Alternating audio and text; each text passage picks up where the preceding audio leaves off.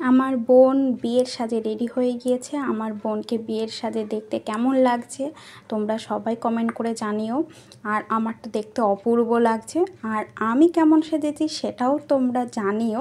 আমাকে কেমন লাগছে, আমার বোনকে কেমন লাগছে দেখতে, দুই বোনকে কি চেনা যাচ্ছে তো একটুখানি জানিও কমেন্ট করে। আর এখানে কিন্তু বোন ওখানে সবার সাথে ফটোগুলো তুলছে, আমাদেরও তোলা হয়ে গিয়েছে। তারপরে এখানে বর আসছে, তো আমরা সবাই বাইরে এসেছি বরণ করে নেব। আর সাথে খুব ডান্স করছি, কারণ আমার বোনের বিয়ে বলে কথা, এই দিনটা তো আর সব দিন আসবে না। ওই কারণে মনের খুশিতে যতটা আনন্দ করা যায় ততটাই পরিমাণে আনন্দ করেছি। আর এখানে ব্যান্ড পার্টি বাজছে, আর এখানে মানে ছেলের বাড়ি মেয়ের বাড়ি দুই পক্ষরই একসাথে সব বাজিয়ে ফাটানো হচ্ছে। বরের গাড়ির সামনে দাঁড় করানো রয়েছে। আর এখানে আমরা সবাই বাইরে এসে গিয়েছি যে বর আসবে ওই কারণে দেখার জন্য। আর এখানে তো প্রচুর পরিমাণে বাজি ফাটানো হচ্ছে। আর এখানে ছেলের বাড়ি থেকে, এখানে এরা কিন্তু ছেলের পক্ষ, এখানে ছেলের বাড়ি থেকে খুব ডান্স করছে। আর আমরাও মেয়ে পক্ষ, আমরাও কম যাই না, আমরাও বিশাল পরিমাণে ডান্স করেছি, মানে মনের খুশিতে ডান্স করেছি। আর এখানে তো কি সুন্দর বাজি ফাটানো হচ্ছে, মানে এখানে মানে সেই মুহূর্তটাই পুরো আলাদা, মানে এই মুহূর্তের সাথে আর অন্য কোনো কিছু তুলনা করা যায় না। মানে বরকে আমরা সেইভাবে স্বাগত করতে চাই, কোনো কিছু যেন কমতি না থাকে।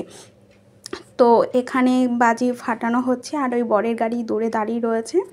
আর এখানে আমরা তো এইবার নাচ টাচ বন্ধ করে বাজি টাজিগুলো ফাটানো হচ্ছে সেগুলো দেখছি।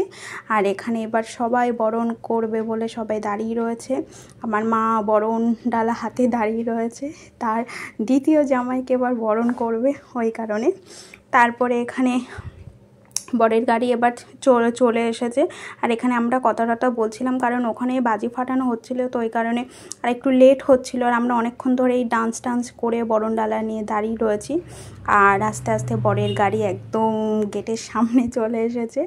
এইবারে মা এখানে যা যা মানে জামাই আসলে যা যা নিয়মকানুন করা হয় সেই সব কিছু নিয়মকানুন যা যা পালন করার দরকার সেগুলো মা সব করছে।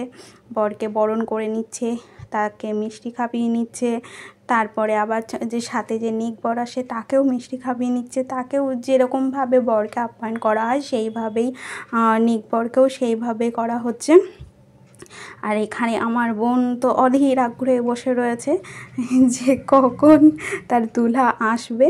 আর এখানে এবার আমরা সবাই মিলে বরকে নিয়ে এবার ঘরে ঢুকবো, কিন্তু আমি এখানে নেই, এখানে মা দাদা রয়েছে। এবার নতুন বোনের কাছে যাবে, বিয়ে করবে, এত সহজে কি ঢুকতে দিলে হবে? আমাদের তো কিছু তো এত কিছু করেছে, কিছু তো পাওনা নিতে হবে না।